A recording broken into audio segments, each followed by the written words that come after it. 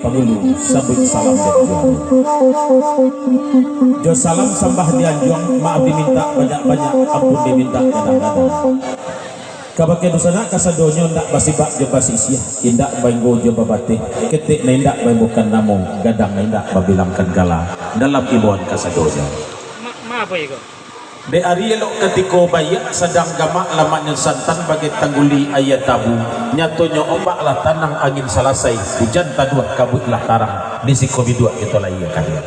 cancang tadai jadi ukiah kato sapatah jadi matan tulah kato sabadanya kota jadi kita balaya kalau buat sampan di tapian pulau mananti kuarok saja samantaro kami balaya nak nyato siang baari nak jaleh terang bak bulan iriang dek sana di balakang sebabkan ba ade ba itu lawik nan laweh kami sawang ombak nan gadang ka kami tundo kok karam kami di tengah lawik untung kadung sana kami sandakan kaganti sirih nan sakapua saratoro kok nan sabatang kaganti perkelan diri kami dan malutok talang sarweh pambui seluang malam go yaitu nyorafli anak rang mungwate pitopang suku beliau ya dan berenang dekat tukang saluang hitam rononyo jilbab kinan tanrang solok di simpang Rubio beli obat kampuang ya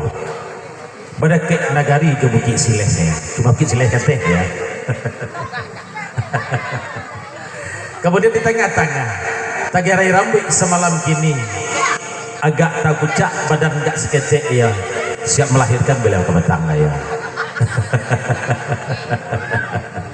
Vini Mustika anak orang setuju sawah laweh ya kemudian nama baju merah kinantan rang koto tinggi loh ayam maduan rang ayangi yo yangi dah muaro kami ya roda yang saya